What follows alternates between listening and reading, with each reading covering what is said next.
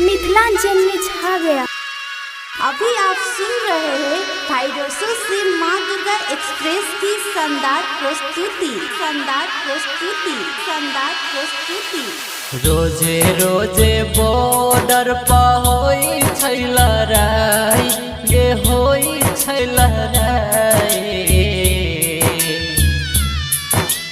रोजे रोजे बॉर्डर पर होई छै लड़ाई, गे होई छै लड़ाई।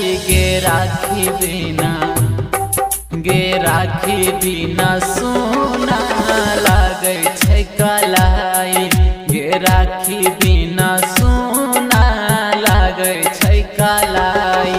गे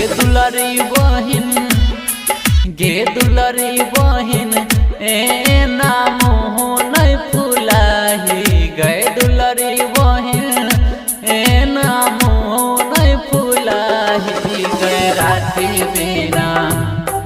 गे राखी बिना सोना लागे छै कलाई, गे राखी बिना सोना लागे छै कलाई। Presented by माँ Durga express. DJ star Santosh प्रेमी।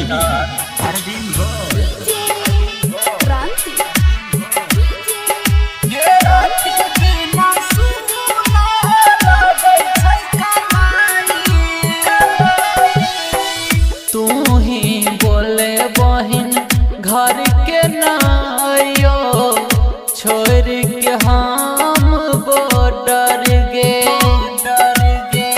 धीरज धरे बहिना सब ठीक होते, अइबो अगला बेर हम गे। कुरियर से राखी दी है हमरा ले पठाई, कुरियर से राखी दी है हमरा ले पठाई। गे राखी बिना सोना लागे छै कलाई, गे राखी बिना सोना लागे छै कलाई। Mixed by Love Star Amarnath. DJ star Santosh प्रेमी।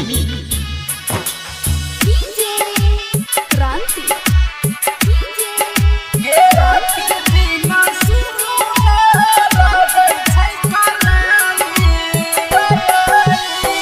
अरविंद चुन चुन सत्यम भाई के मायनिल बात गे बहना।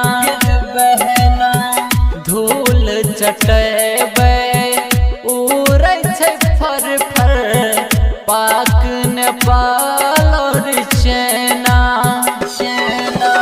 देश खातिर देबै जानो लुटाई, गई देश खातिर देबै जानो लुटाई।